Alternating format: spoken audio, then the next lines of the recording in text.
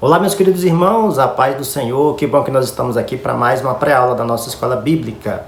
Eu me chamo Márcio e nós publicamos aqui neste canal uma série de estudos bíblicos e também dinâmicas para melhorar o aprendizado de todos aqueles que amam estudar nas escolas bíblicas dominicais.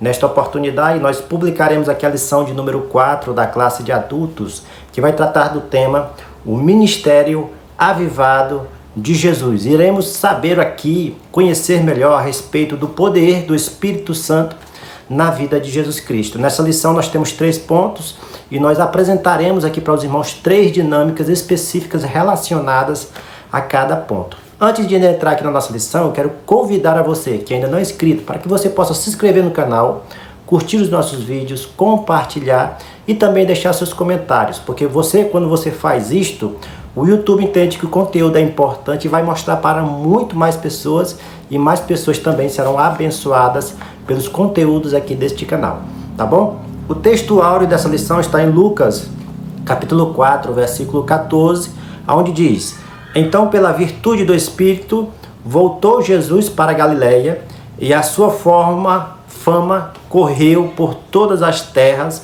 em derredor. Ou seja, Jesus Cristo era conduzido pelo Espírito Santo. Ele tinha uma prática de oração e o poder do Espírito Santo atuava poderosamente na vida de Jesus.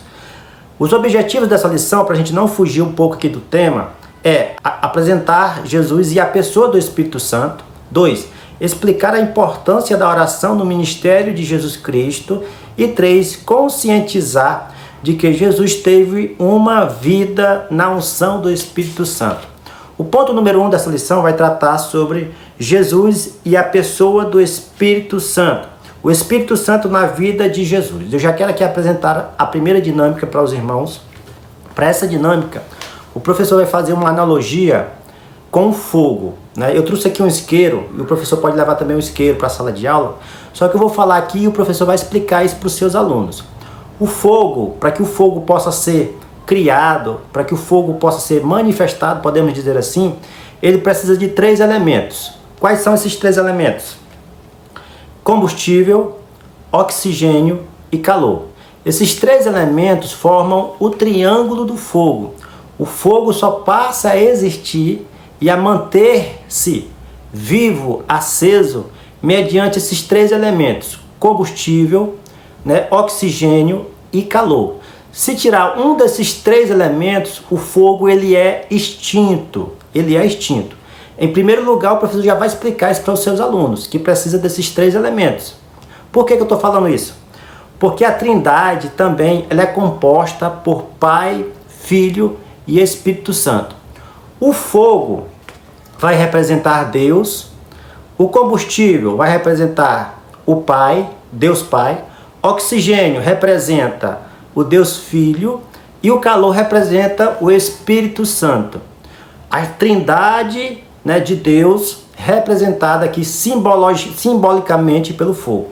E aí o professor vai levar para a sala de aula um isqueiro e vai mostrar para os alunos que nesse isqueiro a parte de cima tem oxigênio, a parte de baixo tem o combustível e aqui é onde a gente faz o calor, O fogo só existe porque a combinação desses 3 elementos. Se eu tirar aqui, se eu cortar o oxigênio, o isqueiro apaga. E aí o professor vai explicar isso para os seus alunos, representando, o fogo vai representar Deus e as 3 substâncias vai representar, o Pai, o Filho e o Espírito Santo. Os 3 trabalham em conjunto, os 3 são únicos, os 3 têm o mesmo poder, a mesma autoridade. Os 3 vivem em comunhão com o outro.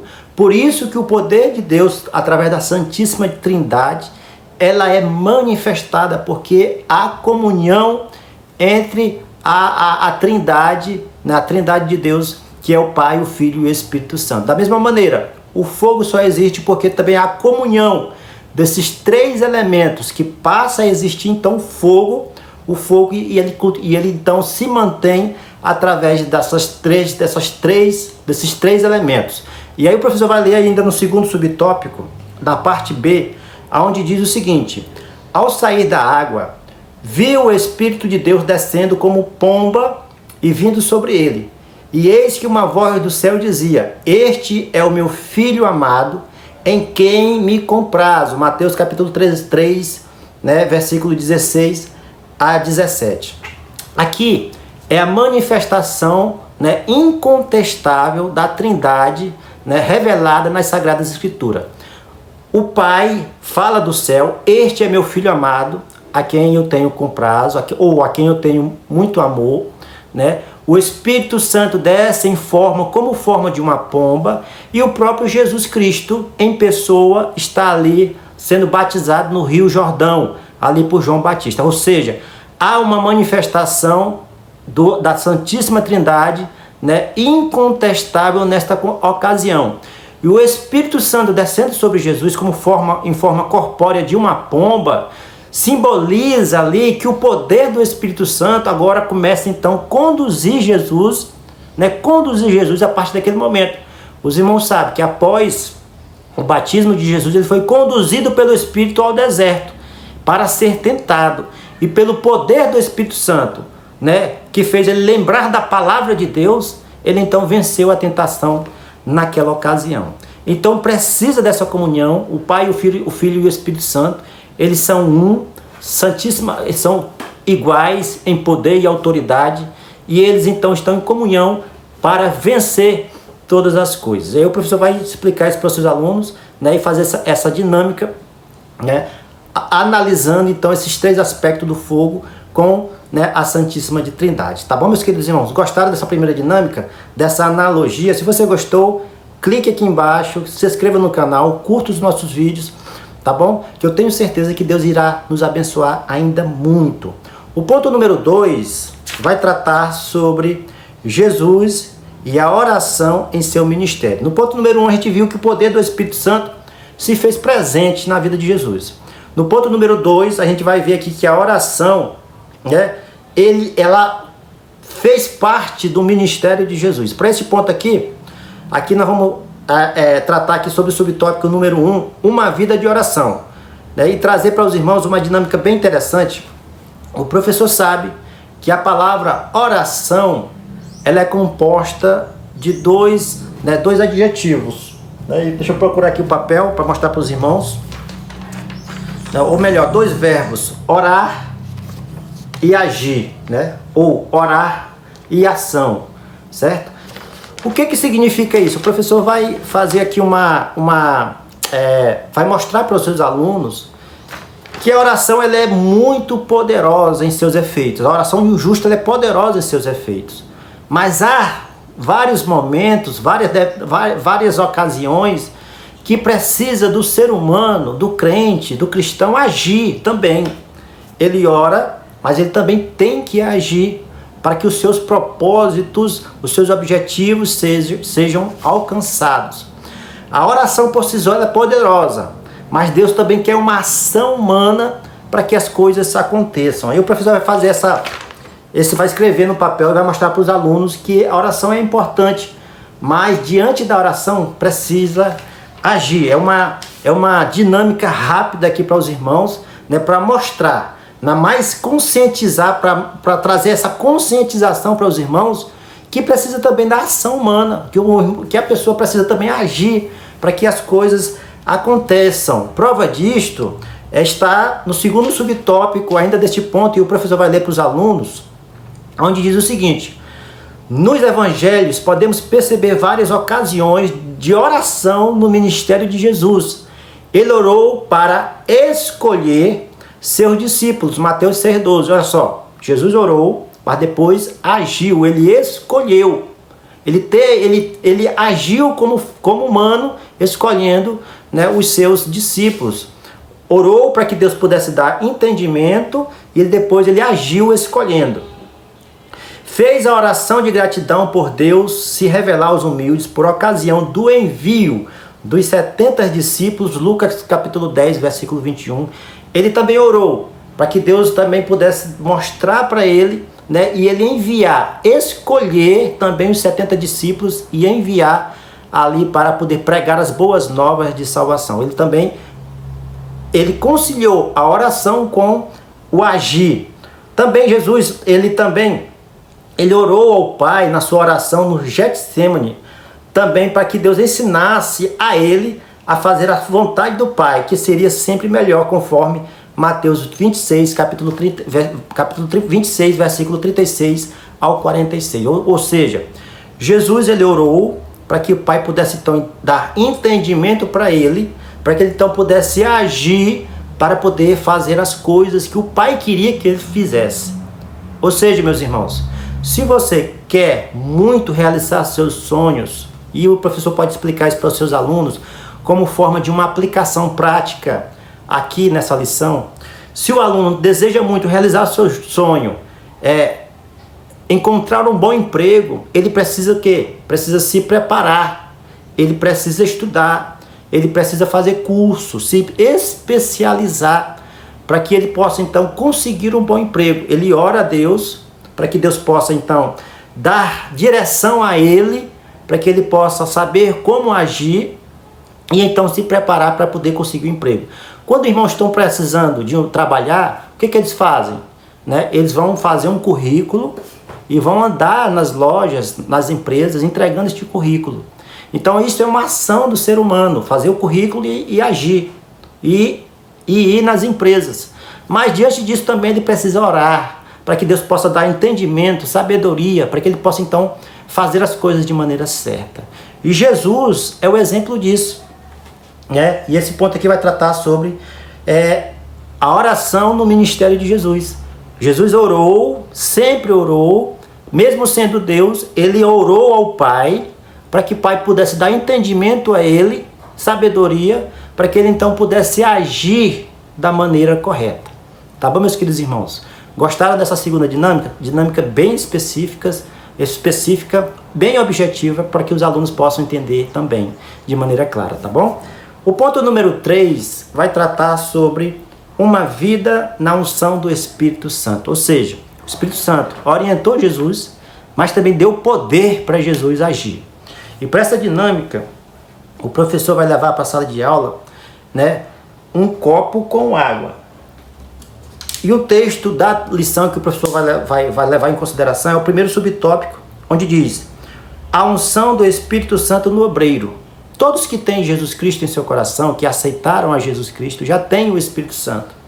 Mas o Espírito Santo também lhe dá unção, dá poder para todos esses, através da pessoa de Jesus Cristo, através da pessoa de Jesus. O professor vai levar para a sala de aula um copo com água, certo? E vai aproveitar também o isqueiro que já está presente, já foi marcado presença ali, por causa da primeira dinâmica que foi feita no primeiro ponto.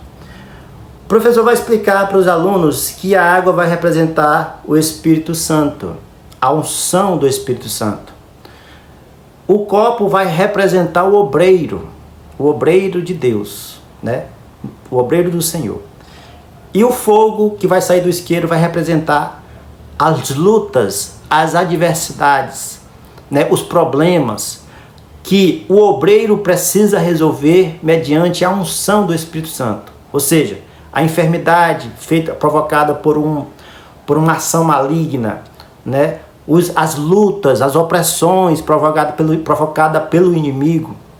O professor vai explicar isso. Quando o obreiro está cheio da unção de Deus, está cheio do Espírito Santo de Deus, essa dinâmica já foi feita em outra ocasião, mas a aplicação dela será diferente aqui.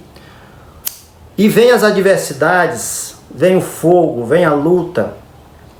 O que acontece? O obreiro ele não é afetado. O obreiro não sente, o impacto forte da ação, das adversidades, da opressão. Por quê? Porque ele está cheio da unção de Deus. A unção do Senhor na vida do obreiro não cria e não faz nenhum efeito na vida dele, porque ele então está protegido, está guardado, está banhado, podemos dizer assim, da unção de Deus. Ou seja, não acontece uma tragédia, ele não é rompido, não acontece, não acontece nada que faça com que ele possa então perder essa unção, perder a unção que vem do Senhor. Por quê? Porque ele está cheio dessa unção. E os irmãos podem perceber que o fogo ele tem capacidade de furar esse copo.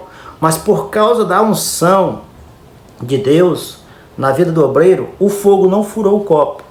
O fogo não rompeu o copo. Por quê? Porque está cheio de água, que representa a unção. Da mesma maneira, o obreiro, cheio da unção de Deus, ele é poderoso. O inimigo ataca, o inimigo enfrenta, o inimigo procura derrubar. O inimigo, ele procura fazer com que essa pessoa venha cair, venha ser rompido, para que a unção, para que ele perda a essência de Deus, a essência do Senhor.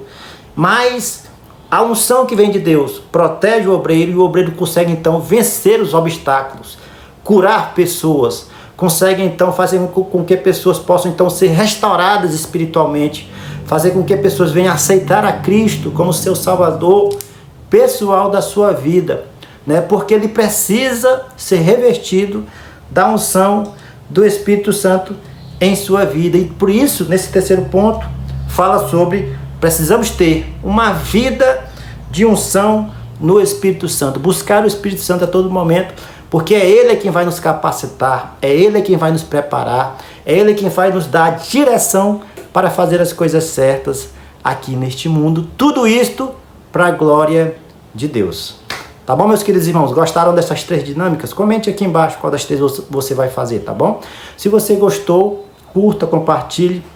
Não deixe de contribuir na opçãozinha Valeu, que tem aqui embaixo aqui do vídeo. Temos também um canal de leitura da palavra e oração. Se você quiser nos acompanhar, também vou deixar o link aqui na descrição deste vídeo, tá bom? Fiquem todos na paz e até a próxima, se Deus quiser.